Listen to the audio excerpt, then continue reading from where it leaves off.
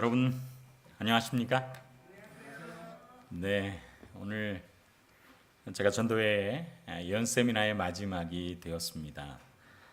정말 바라기는 저는 여기서 마지막 기별을 전하고 떠나지만 주님의 은혜 가운데서 이곳에 참여한 모든 분들이 찬미 부른 대로 찬미한 대로 예수님께서 이 땅에 오실 때 우리가 모두 구원받게 되기를 간절히 바랍니다. 예언을 하면 생각나는 이야기가 있습니다. 오늘 제가 시간이 좀 여유가 있기 때문에 그 이야기를 좀 드리고 시작하려고 합니다. 제가 대학교 때 운동을 잘했습니다. 여러분들의 눈빛이 그런 거를 이해합니다. 제가 운동을 잘하는 것처럼 전혀 생기지 않았지 않습니까? 근데 운동을 정말 잘했습니다. 농구를 정말 잘했습니다. 농구 잘하게 생겼습니까? 농구 공처럼 생겼습니까? 농구 공처럼 생겼지만 정말 농구를 잘했습니다. 영문학과랑 결승전 할 때 42득점 했습니다. 정말 농구를 잘했어요. 키가 작지만 3점 슛 잘 쏘고 요리조리 빠져당기면서 잘했습니다. 그런데 제가 그 농구 결승전에서 우승을 해가지고 1등을 해서 받은 상이 그냥 금색으로 된 메달이에요. 1등을 열심히 해가지고 신학과가 우승을 해서 기분은 좋은데 선물은 형편없었습니다. 그런데 정말 선물이 좋은 종목이 있었습니다. 그게 뭐냐면 살아남은 자라고 하는 게임입니다. 여러분 혹시 살아남은 자라고 하는 게임 아십니까? 이제 그때 대학에서 많은 학생들이 체육 대회를 하면 다 그냥 놀러 가니까 어떻게 하면 한 명이라도 더 모일까라고 해서 체육대회의 마지막에 전교생을 이렇게 그 운동장에 내려놓게 합니다. 그리고 내려놓으면 가운데 큰 밧줄이 있고 그 앞에서 사회자가 문제를 내는 것입니다. 그래서 문제를 내서 이게 맞는다라고 생각하면 오른쪽, 틀리다라고 생각하면 왼쪽에 가십시오. 이렇게 하는 거예요. 그래서 하나, 둘, 셋 하면서 딱 나눠지고 그리고 나서 X짝에 걸린 사람들은 이제 그 정답이 아닌 사람들은 다 나가고 남은 사람들만 모여가지고 마지막에 몇 명까지 가는 게임일까요? 한 명까지 가는 게임이에요. 근데요, 여러분 제가 굉장히 찍기를 잘합니다. 찍기 잘하게 생겼지 않습니까? 그래서 제가 한번 체육대회 때 찍기를 해서 살아남은 자 1등을 했어요. 아니 농구 시합을 해서 1등을 했는데도 상이 그거 조그만 거 하나인데 살아남은 자에서 1등을 했더니 그 당시 5만 원짜리 대단히 좋은 그 선물을 받은 것입니다. 농구는 아무 소용이 없다. 여학생들한테 인기만 있을 뿐이지 농구는 소용이 없다. 뭐가 최고다? 살아남은 자가 최고다. 그래서 하여튼 어떻게든지 다음 학기 체육대회에도 살아남아야 되겠다. 이렇게 생각을 하고 있었습니다. 그리고 나서 그날 아침 이제 농구 결승이 있는 날 이제 학교를 오는데 45번 버스를 타고 삼육대학에 내리려고 그러는데 저쪽에서 간호학과생들, 평소에 안면이 있는 간호학과생들 2명이 저를 보고 뭐라고 얘기를 할까 말까 그러는 것입니다. 그래서 내린 다음에 이제 안으로 운동장으로 가기 위해서 가다가 왜 남을 보고 이렇게 웃냐고 그 두 여학생한테 가서 이야기를 했어요. 그랬더니 두 여학생이 어제 자기가 한 일들 때문에 괴로워서 신학과생인 이 남학생에게 얘기하고 이걸 어떻게 처리해야 되는지를 상담하기 위해서 저한테 말을 걸까 말까 한 것입니다. 그래서 내가 참 넓은 마음을 가지고 있으니까 뭐라도 이야기해봐라. 그랬더니 실토를 하는 것입니다. 자기가 양심에 너무 괴롭다는 것입니다. 그래서 왜 그러냐? 어저께 그 2명의 여학생들이 삼육대학 도서관을 갔어요. 그리고 나서 3층에 있는 도서관을 갔는데 저쪽에서 평소에 절대 도서관에 오지 않을 어떤 학생이 와가지고 거기서 책을 이만큼이나 쌓아놓고 뭘 적더라는 것입니다. 아니 저 신학생은 저희 이렇게 그 공부할 학생이 아닌데 하고 2명이 가서 봤대요. 그랬더니 거기서 뭐한가 깨알같이 쓰다가 졸려가지고 잠이 들었는데 그 내용이 뭐냐면 오늘 살아남은 자에 나올 질문을 적은 것입니다. 근데 그 질문들이 여러분 머리가 좋다라고 이게 하는 게 아니에요. 그 삼육대학의 호수에 있는데 이 호수 입구부터 호수 꼭대기까지 전봇대가 17개면 O, 18개면 X 뭐 이런 것입니다. 문제가 아주 황당해요. 그래가지고 찍어야 돼요. 그래서 그런 거를 다 적어놓은 거예요. 그래서 이 여학생들이 그거를 보는 순간에 마음에 갈등이 생긴 것입니다. 이거를 적을까 말까. 그런데 항상 대부분 악이 이기기 때문에 그걸 적은 거예요. 그런데 이제 그 양심의 가책이 된 것입니다. 이걸 어떻게 할까? 이것대로 내가 해서 1등을 할까? 아니면 어떻게 할까? 그러다가 이제 학교를 오는데, 기도하고 오는데, 신학생, 그것도 제일 영성 있는 신학생을 만난 것입니다. 그래서 저한테 그걸 토로했어요. 이거 어떻게 하면 좋냐? 그때 제가 뭐라고 그랬을까요? 이거 자네들 말고 누가 더 아느냐? 아는 사람이 없다는 것입니다. 그렇다면 나랑 반땅하자. 이렇게 했어요.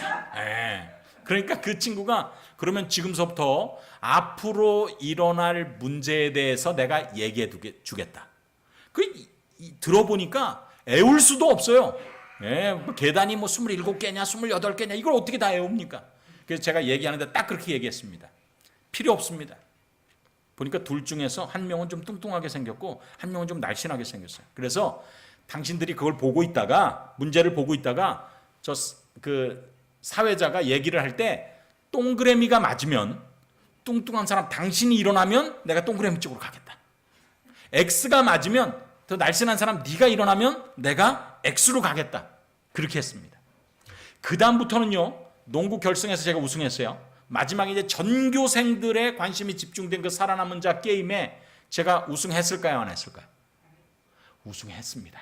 그때는 제가 아직 너무 이렇게 양심이 예민하지 않아서, 지금 이제 이게 공소시효가 지났어요. 그래서 제 선물을 뺏기지 않을 거기 때문에 제가 실토하는 것입니다. 그러니까 저는 걱정이 없어요. 뭐만 하면 되느냐? 문제가 나오면 문제를 바라보지 않고 사람을 바라보면 됩니다. 그래서 문제가 나왔을 때 어느 것이 뭔지 문제만 생각하면 아주 머리가 아프고 복잡해요. 근데 누굴 보면 되느냐? 사람을 보면, 뚱뚱한 사람이 일어나면 O 쪽으로 갔다가, 날씬한 사람이 일어나면 X 쪽으로 가면 우승하는 것입니다. 제가 나중에 예언을 설교하면서 예언이 그와 같다라고 생각이 되는 것입니다. 우리가 어쩔 때는 저 목사님 어떻게 저렇게 청산유수로 저렇게 얘기를 하지? 나는 저런 걸 몰라. 그럴 필요가 없어요.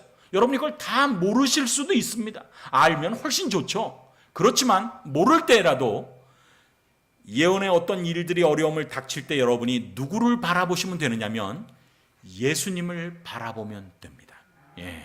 그리고 예수님의 말씀을 바라보면 되고 주님의 교회를 바라보면 됩니다.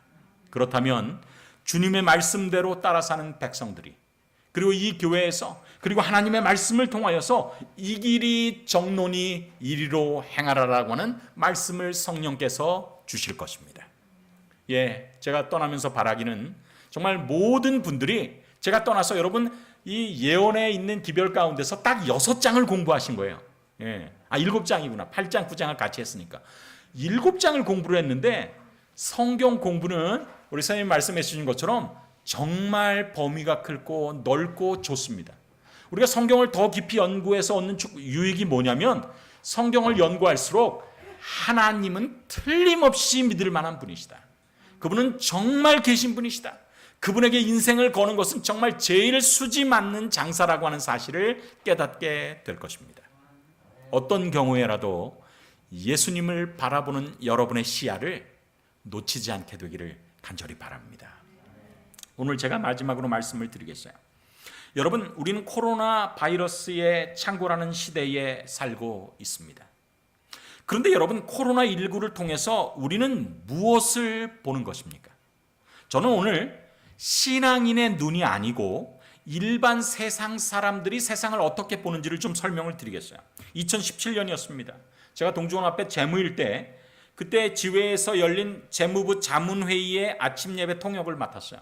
근데 그날 아침 예배의 설교자가 누구였냐면 티모티 아카라고 하는 대총회 부재무입니다. 근데 제가 별로 기대를 안 하고 갔어요. 왜냐면 이분이 목회자도 아니고 일본 분이시기 때문에 별로 감정이 안 좋았습니다.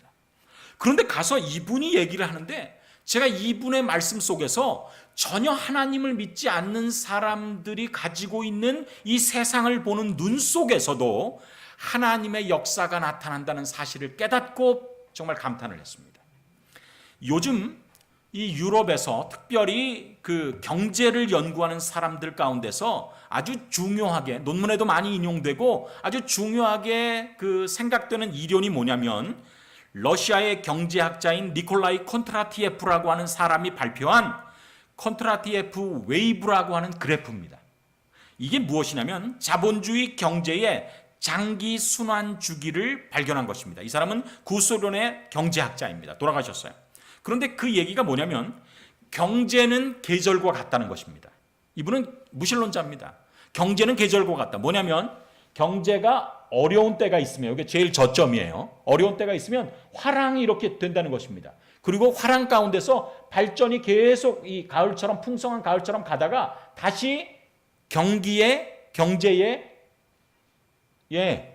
아주 그 어려움이 닥친다라고 하는 것입니다. 그래서 이게 무엇과 같으냐면 이렇게 처음에 저점을 찍고 봄이 돼서 점점 좋아졌다가 여름을 거쳐서 가을에는 이게 계속 진행되다가 겨울에 뚝 떨어지는 이런 것들이 세상의 역사에 반복되었다라고 하는 것입니다. 그래서 세계 경제학자들이 현실을 예측할 때 지금 경제가 나쁜 것이 계속 갈 것인가? 아니면 화랑이 올 것인가를 예측할 때 이 사람의 이 이론을 굉장히 연구하고 거기에서 힌트를 얻는다라고 하는 것이죠. 이것이 여러분이 보시는 이 콘트라티예프 웨이브입니다. 파도처럼 생겼지 않습니까? 그래서 웨이브입니다. 콘트라티예프가 발견한 웨이브입니다. 이게 뭐냐면 1789년 경제가 최저점을 찍고 1844년 최저점, 1896년 최저점, 1945년 최저점, 그리고 쭉 와서 오늘 정도에 있다라고 하는 것을 발견했어요. 그런데 이거를 가지고 누가 봤냐면 티모티 아카라고 하는 우리 교회에서 일하시는 대총회의 부재무가 바라보면서 보니까 여러분 이곳에서 나오는 이 숫자 중에서 연도 중에서 여러분의 마음속에 아주 요번에 그 예언을 공부하면서 익숙한 연도가 있지 않습니까? 익숙한 연도가 있지 않습니까? 무엇입니까? 1844년이에요. 1844년은 다니엘서 8장 2300주야 예언의 마지막입니다. 마지막이에요. 그래서 1844년, 이게 정말 신기하다. 어떻게 세상의 경제가 제일 안 좋았을 때, 여러분, 복음은요, 경제가 아주 돈이 많이 돌고 흥청망청할 때 복음이 더 잘 전도될까요? 아니면 경제가 어려울 때 하나님의 말씀 속에서 위안을 얻을까요? 후자입니다.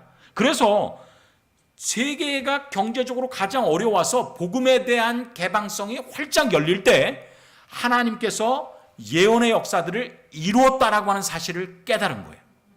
그러면서 이분이 경제학자니까 그 전에 최저점에는 무슨 일이 있었을까를 살펴보았습니다. 그랬더니 그 전에는 다니엘서 7장과 계시록 12장에 끝냈던 한때와 두때와 반때의 예언의 끝이 그 무렵에 있었단 말이에요. 그러니까 1896년에는 무엇이 있었는가?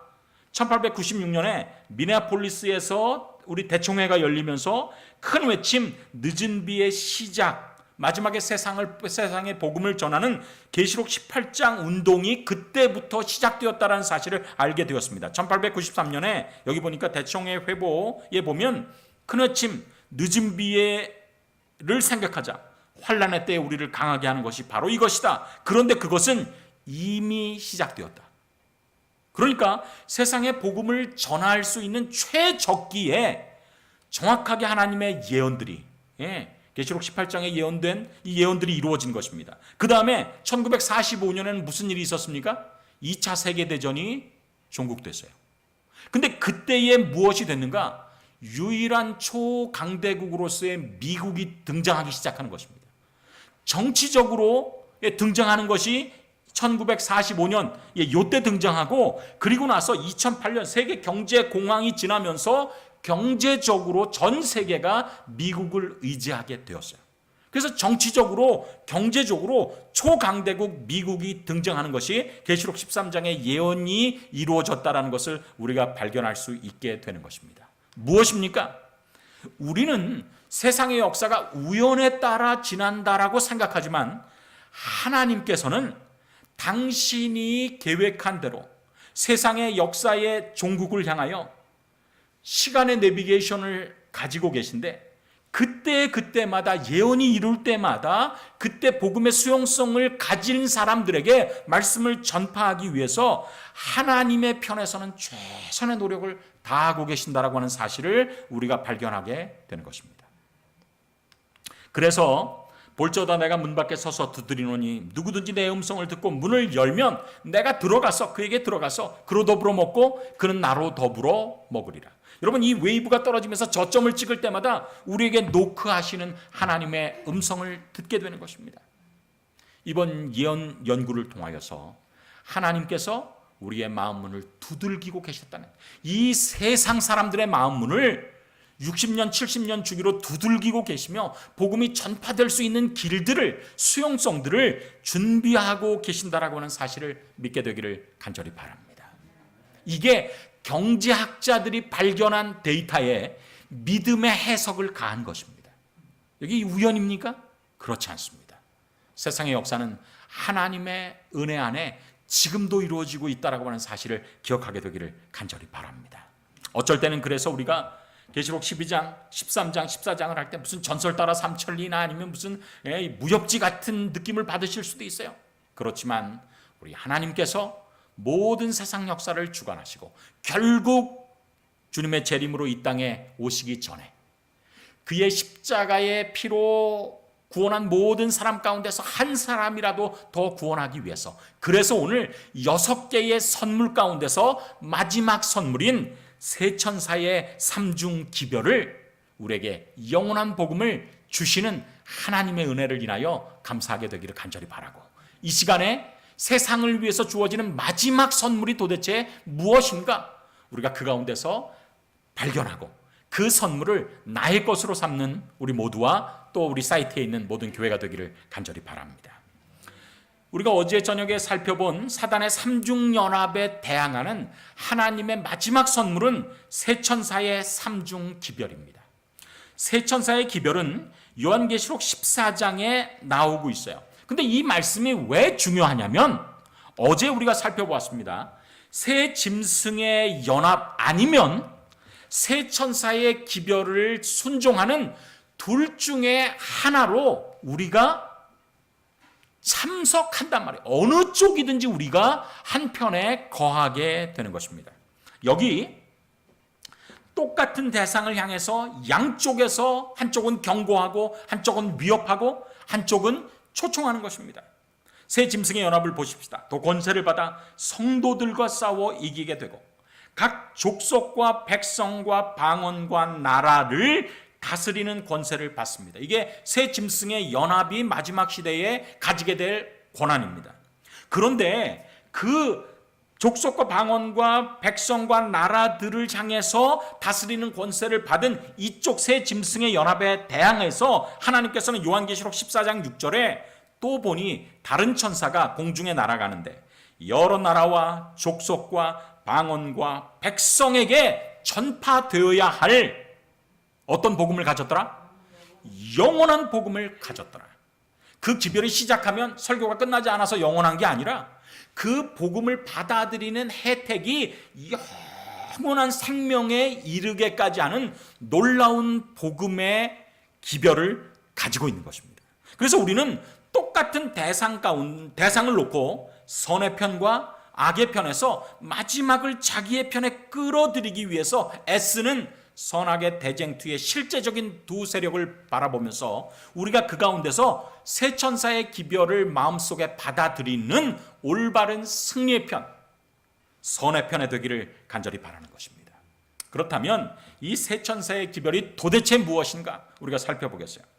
첫째 천사의 기별은 다음과 같이 성경에 기록되어 있습니다. 오늘 여러분 안식일 오후에 집에 돌아가셔서 성경의 제일 마지막 책 요한계시록 14장을 펴시고 제가 이야기한 것들이 실제로 기록되어 있는지 살펴보시기를 바랍니다.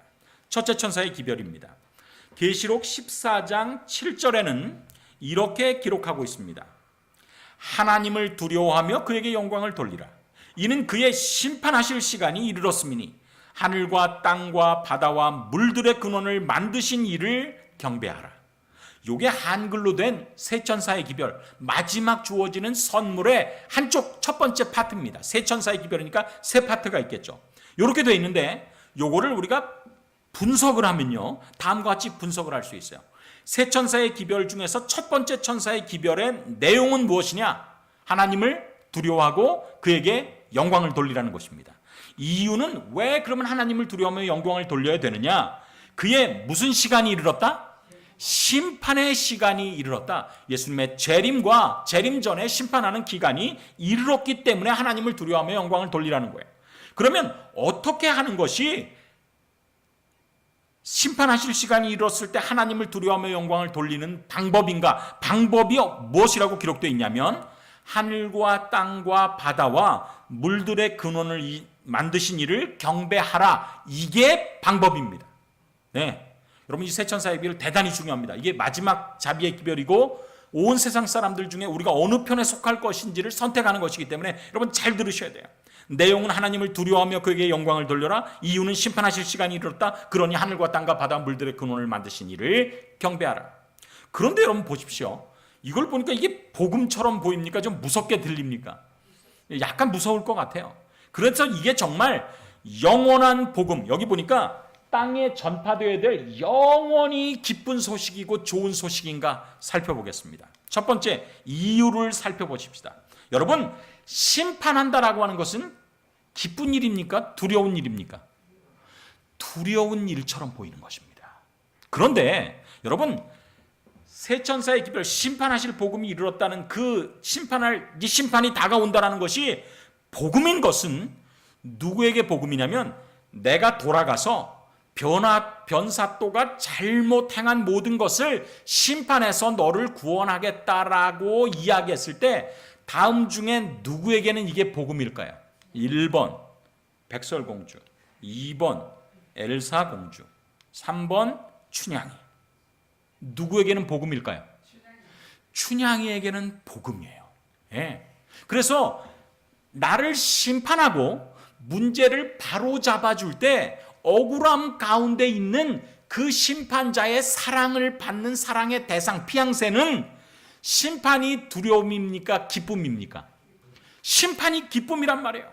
여러분, 예수님의 재림이 가까웠다라고 하는 천사의 이 기별이 우리에게는 왜 기쁨입니까? 그것은 예수님이 우리를 사랑하시는 분이기 때문에 그래요. 얼마나 사랑하십니까? 2000년 전에 십자가에서 자기의 목숨을 버리시면서까지 우리를 사랑하시는 그분이 이 땅에 우리를 데리러 오실 때 잘못된 모든 것들을 심판하신다라고 하는 사실은 이도령이 돌아와서 심판할 때 그게 변사또에게는 두려움의 순간이지만 춘향이에게는 기쁨과 구원의 순간인 것처럼 우리에게 기쁨의 순간이라고 하는 사실을 기억하게 되기를 간절히 바랍니다. 심판은 두려운 것이 아닙니다. 왜? 그분이 나를 사랑하시기 때문에. 내가 그분을 사랑하기 전에 그분이 나를 사랑하시기 때문에 심판은 두려운 것이 아닙니다.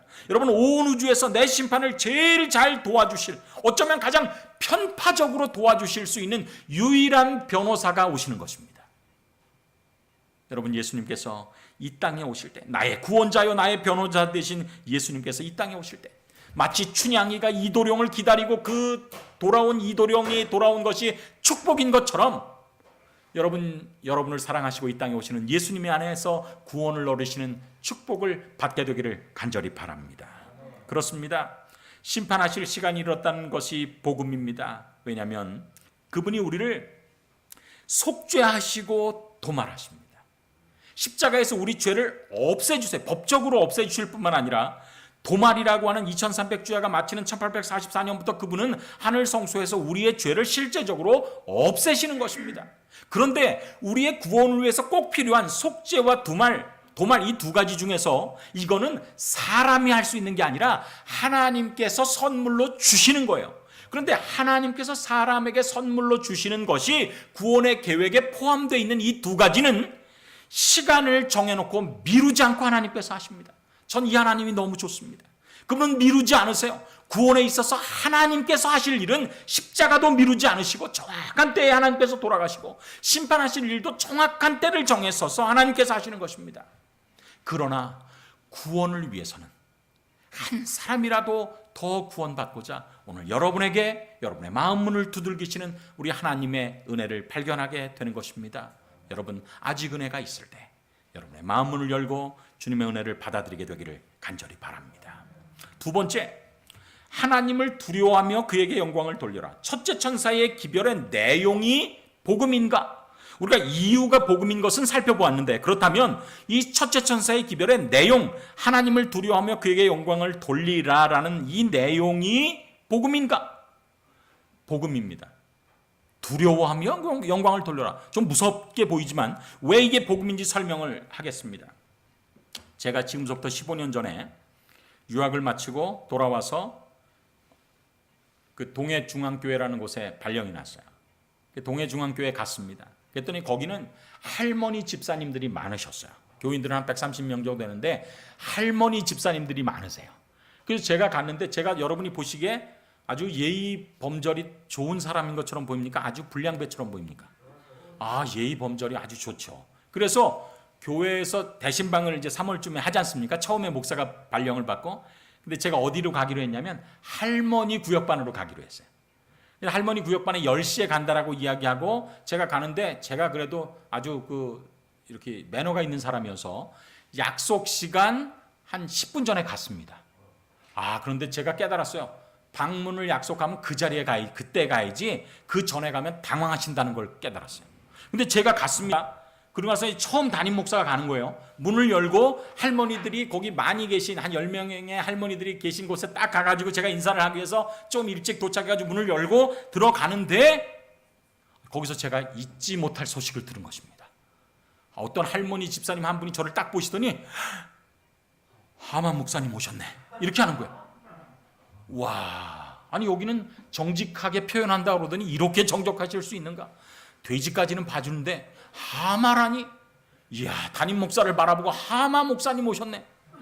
그래서 제가 아주 너무 실망을 했어요. 아니 초면에 대놓고 하마 목사님이 오셨다고. 이야, 그래서 제가 놀래가지고 거기서 어떻게 이제 그 방문을 했는지 모르고 집으로 돌아왔습니다. 근데 제가 그 낭만 가운데 있을 때 나중에 제가 잘못 이해했다라는 것을 깨달았어요. 저는 서울에서 태어나서 서울에서 자랐기 때문에 여기 그 네이버 그 어학사전에 보면 2개의 하마가 있다라는 걸 알게 됐어요. 2개의 하마가. 제가 알고 있는 하마는 명사 하마입니다. 그러니까 뭐냐면 하마과의 하나, 몸의 길이는 3m, 어깨 높이는 1.5m 정도이며 몸무게는 1.5톤으로 뚱뚱하다. 그러니까 저는 하마 목사님 오셨다라고 얘기를 들었을 때 이걸로 생각했단 말이에요. 그래서 이거 도대체 돼지까지는 봐주겠는데 어떻게 하마라고 하는가? 이렇게 제가 놀랐어요. 실망했습니다. 그런데 강원도 묵호에서 할머니 집사님들이 하마라고 쓸 때는 명사로 쓰는 게 아니에요. 뭐로 쓰는가? 부사로 쓰는 것입니다. 부사로는 뭐냐? 하마, 벌써의 강원도, 방언 이렇게 돼 있어요.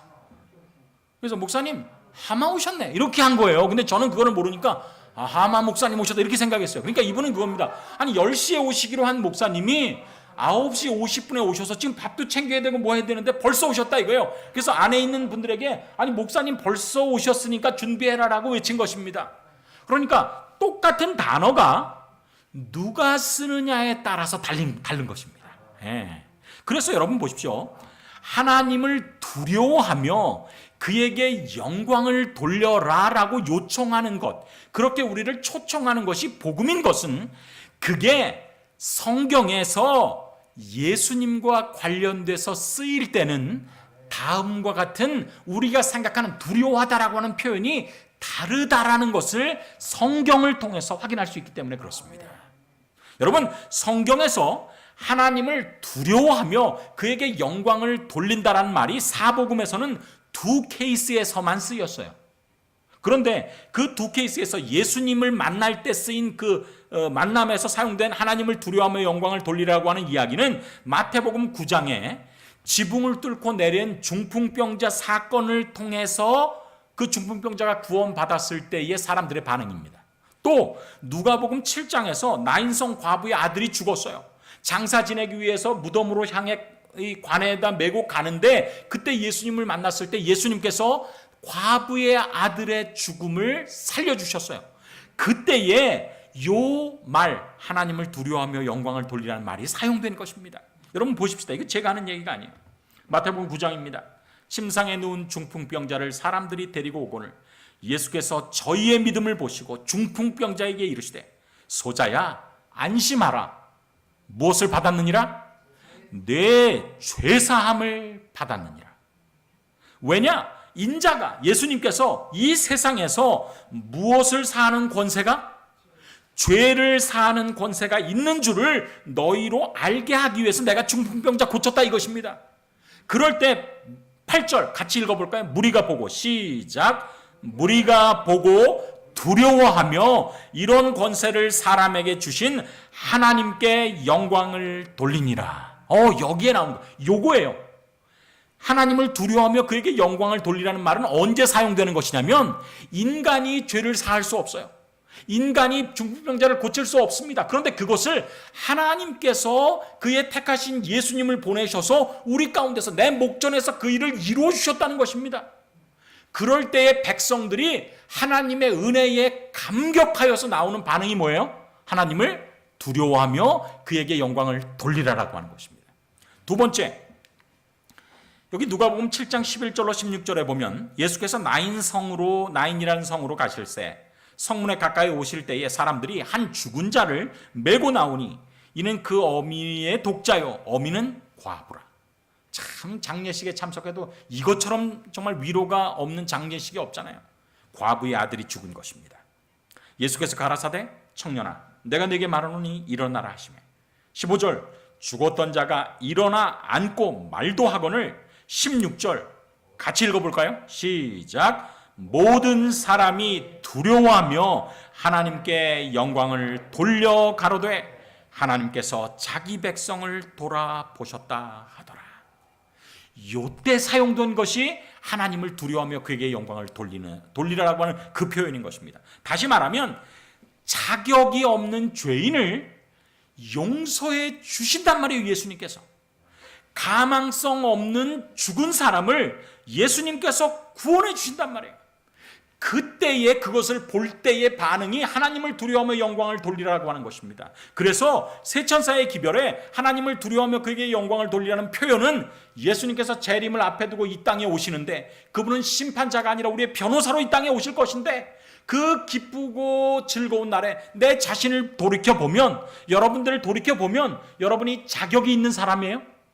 자격이 없는 사람이에요. 여러분이 가망성 있는 사람입니까? 가망성 없는 사람이라 할지라도 내가 아무리 예수님 앞에 나아갈 자격이 없는 사람이라 할지라도 내가 예수님 앞에서 어떤 구원받을 가망성이 없는 사람이라 할지라도 그분이 이 땅에 오셔서 나를 만나시면 나를 고쳐주실 수 있다라고 하는 사실을 우리에게 가르쳐주는 것입니다. 복음 아닙니까? 복음입니다. 그렇다면 하늘과 땅과 바다와 물들의 근원을 만드신 이를 경배하라. 세천사의 기별대로 살아가는 방법이 복음입니까? 복음입니다. 그런데 왜 그냥 간단하게 창조주를 경배하라 이렇게 하지 않고 하늘과 땅과 바다와 물들의 근원을 만드신 이를 경배하라 이렇게 표현했을까요? 그것은 이 말씀을 듣는 성경을 아는 사람들에게 10계명의 넷째 계명을 직격탄으로 가르쳐주기 때문에 그렇습니다. 요게 안식일 계명, 여러분이 보시는 요게 이제 안식일 계명입니다. 안식일 계명도 똑같이 내용이 있고 방법이 있고 이유가 있어요. 안식일 계명, 내용은 안식일을 기억하여 거룩히 지키라. 방법은 아무 일도 하지 마라가 방법이에요. 제가 어저께 말씀드렸어요. 너희 구원을 위해서 너희가 할 일이 없다는 것입니다. 하나님께서 해주시고 너희는 믿음으로 그것을 받아들이면 된다는 거예요. 그래서 아무 일도 하지 말라가 방법입니다. 참 희한하죠. 근데 여기 보십시오. 안식일을 지켜야 되는 이유가 무엇이냐면 이는 엿새 동안에 나 여호와가 하늘과 땅과 바다와 그 가운데 모든 것을 만들고 쉬었기 때문에 지키라는 것입니다. 근데 여러분 이 두 개를 놓고 비교해 보니까 세 천사의 기별 가운데서 첫째 천사의 기별대로 살아가는 방법과 안식일을 지켜야 하는 이유가 똑같습니다. 하늘과 하늘과 땅과 바다와 바다 물들의 근원 그 가운데 모든 것 만드시니 만들고 이렇게 되어 있단 말이에요. 그래서 세 천사의 기별대로 살아가는 방법은 안식일을 거룩히 지키는 삶이라는 사실을 아주 첫째 천사의 기별이 분명하게 이야기해 주는 거예요. 여러분 제가 왜 안식일이 중요한지는 그동안에 계속 강조했습니다. 하나님께서 우리를 품질 보증서대로 고쳐주신다라고 하는 도장이란 말이에요. 그래서 마지막 시대 것이 정말 중요하다는 사실을 깨달은 하나님께서 값없이 용서를 받는 표로 안식일을 주셨고, 우리가 그렇게 할 때에 우리는 자격이 없는 나를 구원하시는 창조주 하나님을 두려워하며 영광을 돌리는 놀라운 구원을 받게 된다라고 하는 사실을 첫째 천사의 기별이 우리에게 말씀해주고 있는 것입니다. 둘째 천사의 기별을 그러면 우리가 한번 보십시다. 둘째 천사의 기별은요, 다음과 같이 기록되어 있습니다. 여기도 똑같이 내용과 이유와 방법이 있어요. 내용은 무엇이냐면 바벨론이 무너진다는 것입니다. 바벨론이 무너질 것이다. 그러면 이유는 무엇이냐면 모든 나라를 그 음행으로 인하여 진노의 포도주로 먹였기 때문에 무너진다는 것입니다. 그러면 방법은 무엇인가? 그러니 내 백성아, 그런 잘못된 신앙, 바벨론의 잘못된 신앙 가운데서 나오라라고 초청하는 것이죠. 자, 그렇다면 여러분, 이게 도대체 무슨 얘기입니까? 바벨론이 무너지니까, 그것도 음행과 진노의 포도주로 다른 사람들을 먹이기 때문에 무너지니까 그 내 백성아 거기서 나오라. 여러분, 성경을 연구하다 이게 도대체 무슨 말인지 갸웃할 때는 무엇을 찾아보라고 제가 말씀을 드렸어요? 구약에 하나님의 백성들이 이런 똑같은 경험을 한 적이 있어요. 그걸 사다 보면 이 도대체 둘째 천사의 기별이 뭔지를 알아볼 수 있는 것입니다. 그런데 실제로 이 경험이 있는가? 있어요. 이스라엘 백성들이 바벨론의 포로로 잡혀가고 바벨론에서 이스라엘 백성들을 회복시켜주지 않을 때, 해방시켜주지 않을 때 하나님께서 바벨론을 멸망시킵니다. 메데페르시아를 통해서 바벨론을 멸망시키는데 BC 539년 10월 13일 저녁에 고레스가 이끄는 메데파사의 군이 바벨론을 무너뜨립니다. 그 이야기가 나오는데 여기 보면 진노의 포도주로 먹였어요. 이 바벨론이 마지막 이제 그 바깥에 고레스의 군사가 이 바벨론 성을 이렇게 점령하고 있을 때 바벨론은 두렵지만 자신이 있었습니다. 왜냐하면 거기에는 이 성이 병거 6개의 말이 끄는 병거가 교행할 정도로 성벽이 두꺼워요. 어떤 무기로도 그 성벽을 뚫을 수 없습니다. 밑으로 들어올 수는 있는가? 들어올 수 없다라고 생각했어요. 왜냐하면 거기에 해자를 파고 물을 둘렀기 때문에 밑으로도 못 들어와요. 그러면 포위를 하면 나중에 항복할 수 있는가? 그 성 안에 20년 먹을 식량이 비축되어 있었어요. 물은 유프라테 물이 그 밑으로 흐르면서 바벨론을 지탱해 줬습니다. 그래서 결코 두렵지 않다라고 했어요. 그런데 하나님께서는 바벨론이 멸망한다라고 말씀하셨거든요. 그런데 이 바벨론의 마지막 왕 느부갓네살이 거기 잔치를 베풀면서 사람들을 초대합니다. 그리고 그 사람들에게 금은 잔에다가 포도주를 먹이면서 음란한 파티를 하면서 이 사람들의 생각을 바벨론은 멸망하지 않는 것이라고 하는 생각으로 이끄는 것입니다. 그런데 바벨론이 문자 그대로 포도주를 주위의 민족에게 마시게 함으로 미쳤도다라고 하는 것처럼 이게 바벨론이 무너졌다는 것이 바벨론 나라를 의미하지는 않아요. 왜? 바벨론 나라는 그때는 이미 무너졌으니까. 바벨론 교회를 이야기하는 것입니다. 그래서 포도주는 멸망까지 온 세상을 속이는 그런 교회의 가르침을 의미해요. 그래서 그 진노의 포도주로 사람들에게 먹이는 것입니다. 그래서 평안하다, 안전하다라고 하면서 예수님의 재림이 임박한, 바벨론의 멸망이 임박한 때도 그 안에서 술 취하면서 주정하던 그 당시의 국가 바벨론처럼 영적 바벨론도 하나님의 진노가 불의로 진리를 맡는 사람들의 모든 경건하지 않음과 불의에 대하여 하늘로부터 나타나니, 그래서 진노의 포도주란 무엇이냐면 다른 사람들에게 예수님의 재림이 가까움에도 불구하고 괜찮다, 바벨론은 멸망하지 않아 라고 하면서 케세라세라라고 노는, 그래서 진리를 막는 모든 사람들의 행동, 그런 교회의 행동에 대해서 진노의 포도주라고 이야기하는 것입니다. 이런 신앙에서 돌이키라고 하는 것입니다. 성경에 하나님께서 예언하셨으면 그 예언이 이루어진다라고 하는 사실을 믿고 바벨론이 멸망한다라고 하는 사실을 깨닫고 그 안에서 나와야 될 텐데, 그 안에서 그대로 있다가, 잘못된 신앙 안에서 그대로 있다가 멸망할 수 있다라고 하는 것을 이야기해 주는 것입니다. 그렇다면 무엇이 마지막 시대에 여러분과 제가 절대로 피해야 될 잘못된 신앙입니까? 첫 번째는요, 거룩한 것을 속되게 사용하는 신앙에서 돌이키라고 말씀합니다. 무엇이 바벨론이 무너지는 이유인가? 실제로 이스라엘 백성들이 그 바벨론에서 포로에서 돌아오는 그때 바벨론의 멸망을 기록한 다니엘서 5장에 보면 벨사살 왕이 그 귀인 1,000명을 위하여 큰 잔치를 배설하고 술을 마시니라. 벨사살이 술을 마실 때에 예루살렘 전에서 취하여 온 금, 은, 기명을 가져오게 하셨으니 이에 예루살렘 하나님의 전 성소 중에서 취하여 온 금은 기명을 가져오매 그것에다 술 붓고 마신 것입니다. 그러니까 하나님을 예배하기 위해서 만들어진 그릇을 술 파티하는 데 사용했단 말이에요. 거룩한 곳에 멸망에 가증한 것이 들어간 것입니다. 여러분, 그렇기 때문에 우리가 둘째 천사의 복음대로 살아가는 방법은 우리를 거룩하게 만드신 하나님의 창조의 목적대로 살아가는 것입니다. 하나님의 뜻은 이것이니 너희의 거룩함이라. 하나님은 우리를 마치 이 바벨론에서 예루살렘을 포위하고 거기에서 성전의 금은 기명을 가져왔듯이 바벨론에 있지만 목적은 하나님께 영광을 돌리기 위해서 만든 그릇에다가 포도주, 술 파티를 했을 때 그 목적에 다르게 사용되었을 때 바벨론의 멸망이 온 거예요. 그렇다면 우리는 무엇입니까? 하나님은 우리를 구별하셨습니다. 우리에게 날짜를 시간을 구별하셨습니다. 그게 무엇입니까? 성일입니다.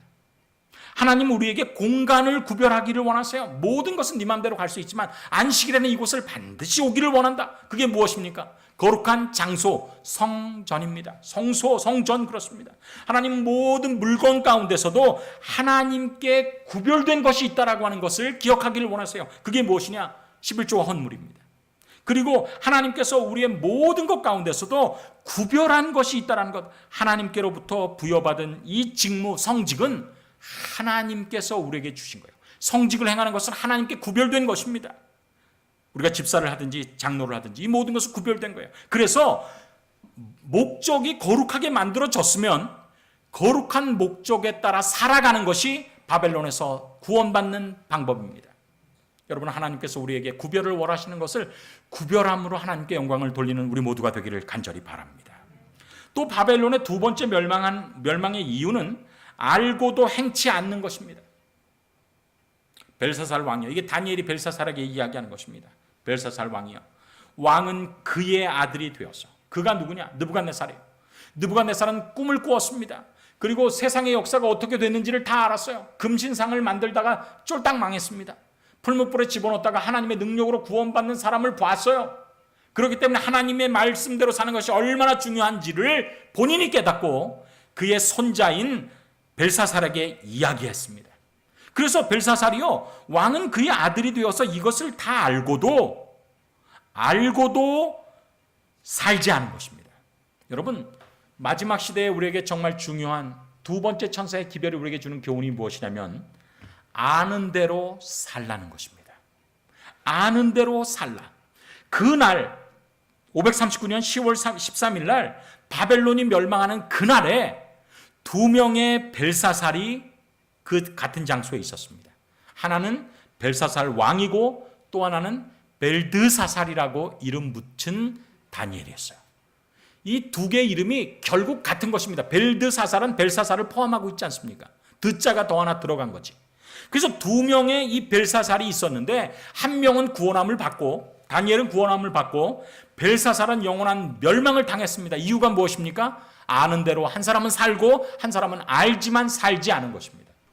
제가 오늘 여러분에게 떠나면서 부탁합니다. 이번 기간 동안 우리가 여러 가지를 알게 되었어요. 자세한 것은 모르지만 하나님께서 세상의 역사를 주관하신다. 그리고 예수님의 재림으로 세상이 맞춰진다. 그리고 그 전에 우리에게 필요한 것은 안식일의 주인이신 그분께 우리의 고쳐주심을 의탁하는 거다. 그때 그분께서 나를 고쳐주실 뿐만 아니라 나의 모든 죄악도 도말시켜 주신다. 우리는 사단의 정체도 다 알고 작전도 다 알게 되었어요. 아는 것이 중요한 것입니까? 사는 것이 중요한 것입니까? 사는 것이 중요한 것입니다. 여러분, 이번 기회가 지날지라도 주님의 전을 찾고 주님의 말씀을 들으며 주님의 말씀을 읽게 되기를 간절히 바랍니다. 그럴 때 둘째 천사의 기별이 우리 모두를 위한 정말 구원의 기별이 될 것입니다. 셋째 천사의 기별을 전하고 마치겠어요. 여러분, 셋째 천사의 기별도 똑같습니다. 내용부터 먼저 살펴보십시다. 짐승과 그의 우상에게 경배하고 이름의 표를 받는 자는 누구든지 밤낮 쉼을 얻지 못하리라. 이유는 무엇입니까? 누구든지 짐승과 그의 우상에게 경배하고 이마에나 손의 표를 받으면 하나님의 진노를 경험한다는 것입니다. 그래서 짐승의 표를 받지 말라는 것입니다. 방법이 무엇이냐? 그러니 짐승의 표를 받지 말라. 하나님의 표를 받으라는 것입니다. 하나님을 섬기는 신앙을 공식적으로 인정받으라고 하는 것입니다. 이런 일들이 구약의 이스라엘 백성 가운데 있었습니까? 있었습니다. 제가 어제 설명드린 것처럼 느부갓네살이 금으로 신상을 만들었어요. 그리고 그 느부갓네살이 그 다음 장에서 소처럼 풀을 뜯어먹는 짐승으로 표현합니다. 그래서 느부갓네살이 만든 이 신상은 문자 그대로 짐승이 만든 우상이에요. 짐승의 우상입니다. 그래서 이게 하나님의 계시인데 금머리가 계속되는 것이 아니라 은가슴, 배, 놋, 그리고 철, 진흙, 이게 바벨론, 메데파사, 그리스, 로마, 열국으로 이렇게 변화할 것이라는 게 하나님께서 정하신 세상의 역사인데 No! 우리는 머리끝부터 발끝까지 바벨론인 이런 나라를 원합니다라고 금신상을 만들었어요. 그리고 나서 낙성 예식을 하는 것입니다. 정치적인 힘을 가진 그 바벨론의 군주가 종교적인 제의의 대장이 된 것입니다. 그리고 나서 어떤 명령을 내립니까? 느부갓네살 왕이 금으로 신상을 만들었으니 반포하는 자가 크게 외쳐가로되 백성과 나라들과 방언하는 자들아 너희 느부갓네살 왕이 세운 금신상에게 절하라. 누구든지 엎드려 절하지 아니하는 자는 극렬히 타는 풀무에 던져 넣으리라. 이 동일한 것이 마지막 시대에 반복된다라고 하는 것입니다. 그렇습니다. 이전의 역사는 반복될 것입니다. 하나님의 뜻이 아닌 자신의 뜻을 이루고자 정치와 종교가 힘을 합하여 개인의 신앙의 자유를 법으로 강제하고 거절하는 자는 몇이든 다 죽이려고 했듯이 매매를 금하고 결국은 인간의 목숨을 담보로 자신들의 거짓 신앙에 동참하라고 요구하는 일이 다니엘서 3장에 기록된 것처럼 그대로 반영되게 될 것입니다. 역사는 다시 한번 반복되게 될 것입니다. 그때에 이마를 숙여 땅에 대고 손을 모아 땅에 대어서 이마에나 손에 표를 받음으로 경배하고 살라라고 하는 요청에서 히브리 다니엘의 세 친구는 거절했어요. 믿음 가운데 살았습니다. 우리에게 세 천사의 기별이 복음이라면 이런 신앙을 가지라고 우리에게 요청하는 것입니다. 역사의 마지막 예언이 정말 사단이 남은 백성들을 공격하기 위해서 애를 쓸 때에 올바른 신앙 가운데서 승리하는 모습을 보이라고 그 놀라운 은혜에 우리를 초청하는 것입니다. 그렇다면 짐승의 우상에게 경배하지 아니하는 신앙의 특징은 무엇입니까? 이 내용이 다니엘의 세 친구가 느부갓네살 왕에게 한 내용이에요. 니네들이 어떻게 내가 너희를 그렇게 잘 봐줬는데 이렇게 여기서 그냥 그 금신상에게 절하면 될 것을 일부러 절하지 않아서 나를 괴롭게 하느냐? 정말 다시 한 번의 기회를 주겠다. 그러니 이번에는 절하도록 하여라. 그렇지 않으면 이 풀물을 7배나 뜨겁게 해서 너희를 그곳에 집어넣을 것이다. 너희를 내 손에서 구원할 신이 어디 있겠느냐. 그때에 사드락과 메삭과 아벳느고가 이렇게 대답하는 것입니다. 그 대답을 우리가 두 개로 나눠서 좀 살펴보겠습니다. 17절에 보니까 우리가 같이 읽어볼까요? 만일 그럴 것이면 시작. 만일 그럴 것이면 왕이여 우리가 섬기는 우리 하나님이 우리를 극렬히 타는 풀무 가운데서 능히 건져내시겠고 왕의 손에서도 건져내시리이다. 그러니까 이 세 친구는 어떤 어려움 속에 하나님이 우리를 던져 넣으셔도 하나님의 뜻 가운데서 우리가 순종하면서 들어가는 것이라면 그 가운데서 우리 하나님께서 우리를 구원하실 수 있는 무엇이 있다라고 하는 사실을 믿었어요? 능력이 있다라고 하는 사실을 믿었어요. 그러니까 우리 하나님은 능력이 있는 분이야. 내가 그분을 믿어서 풀무불에 들어간다 하면 그분께서 나를 구원하시기에 충분한 믿음이 있어. 능력이 있으셔. 그걸 믿은 거예요. 우리에게도 이런 믿음이 필요합니다. 마지막 때에 사단이 우리를 여러 가지로 유혹하고 협박하고 할 때 예수님을 믿지 말라라고 이야기하고 예수님을 버리는 신앙을 표현하고 그냥 세상 사람과 섞여서 캐세라세라 뭐 이렇게 살아가는 것이 좋다라고 이야기할 때 아니요. 만약 그럴 것이면 왕의 여러 명령 가운데서 그리고 우리를 위협하는 그 모든 가운데서 우리 하나님이 능히 우리를 건져내실 수 있는 능력이 있다라고 하는 사실을 고백하는 것입니다. 여러분과 제가 그런 고백을 하게 되기를 간절히 바랍니다. 그래서 어려움 때문에 생활의 질고 때문에 우리의 신앙을 포기하는 일이 우리의 삶 가운데서 있지 않게 되기를 간절히 바랍니다. 그런데 세 천사의 기별에 셋째 천사의 기별대로 살아가는 믿음은 거기에서 한 단계 더 나아가는 것을 이야기합니다. 그 밑에 두 번째 if가 있어요. 위에는 if, 만일 그럴 것이면 18절에는 그리 아니하실지라도 if not. 만약 그렇지 않다면 어떻게 될 것인가? 그리 아니하실지라도 왕이여 우리가 왕의 신들을 섬기지도 아니하고 왕의 세우신 금신상에게 절하지도 아니할 줄을 아옵소서. 우리 하나님은 능력이 있으십니다. 불 가운데 들어갈지라도 구원해 내실 것입니다. 나는 그분의 능력을 절대로 의심하지 않습니다. 그렇지만 그분의 더 좋은 사랑의 품성의 섭리 가운데서 우리가 그 가운데서 풀무불 가운데서 죽인다 할지라도 죽음을 당한다 할지라도 그것이 더 우리에게 유익하기 때문에 하나님께서 허락하신 것이라면 우리는 하나님의 품성을 믿기 때문에 하나님의 사랑을 믿기 때문에 우리는 그런 일이 닥쳐질지라도 왕의 명령에 순종하지 않겠습니다. 이게 예언을 마무리하면서 우리에게 필요한 믿음인 것입니다. 하나님은 모든 것을 인도하십니다. 하나님께 세상의 모든 계획을 가지고 계십니다. 그분은 당신의 백성을 구원하시기엔 능하신 분이심을 우리는 믿습니다. 예언의 주님을 믿습니다. 그러나 만약 어떤 의미에서 당신의 백성들이 순교를 당하거나 요한처럼 침례 요한처럼 감옥에서 죽임을 당한다 할지라도 우리는 절대로 하나님의 우리에 대한 신뢰를 그분이 우리를 사랑하신다라고 하는 품성을 결코 저버리지 않을 것입니다. 이게 마지막 시대에 구원받는 사람의 믿음입니다. 이 믿음이 누구의 믿음인가? 예수님의 믿음이었어요. 십자가 직전에 겟세마네 동산에서 예수님께서 기도하십니다. 그런데 예수님의 기도도 똑같아요. 가라사대 아바 아버지요 아버지께는 모든 것이 가능하오니 이 잔을 내게서 옮겨주십시오. 예수님께서도 하나님의 무엇을 절대적으로 신뢰하셨어요? 능력을 신뢰하셨어요. 의심하지 않으셨습니다. 그렇지만 그분의 믿음은 능력을 신뢰하는 것에서 한 발짝 더 나아갔어요. 그러나 나의 원대로 마옵시고 아버지의 원대로 하옵소서. 내 생각에는 십자가를 안 지는 것이 좋을 수 있으면 그 길로 인도해 주십시오. 주님은 가능하지 않습니까? 그러나 내 뜻대로 마시고 아버지의 뜻대로 이루어지기를 원하나이다.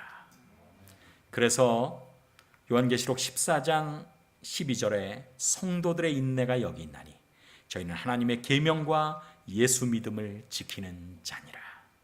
어제 우리는 하나님의 계명이 왜 중요한지를 공부했어요. 사단의 마지막 공격이 하나님의 계명에 집중되어 있다는 것을 배웠습니다.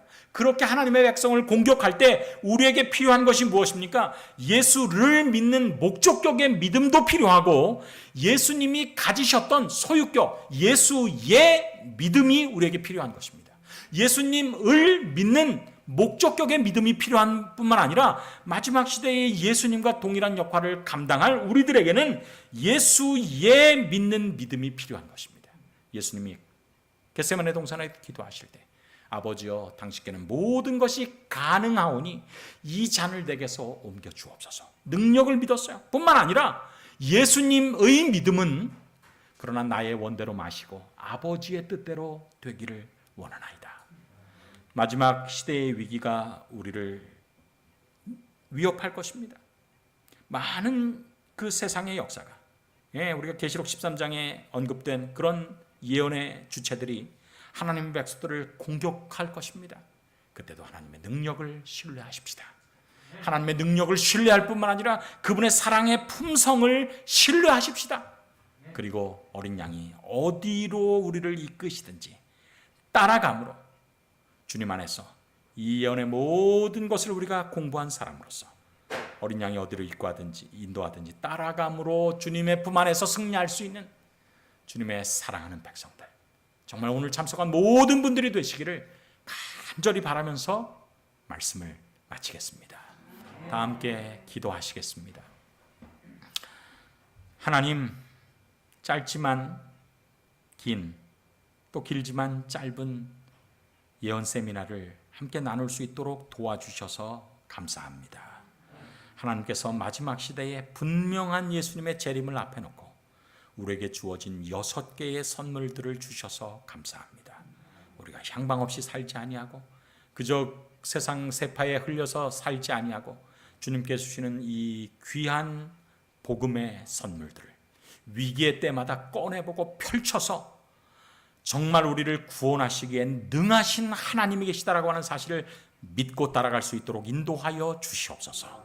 우리가 능력을 신뢰할 뿐만 아니라 주님의 사랑의 품성을 신뢰하여서 때로는 어려움이 있을지라도 그것이 하나님의 섭리 가운데서 허락된 것이라면 죽도록 충성함으로 우리가 주님께서 우리에게 베푸시는 영원한 구원의 그 나라에 우리 모두가 동참할 수 있도록 인도하여 주옵소서.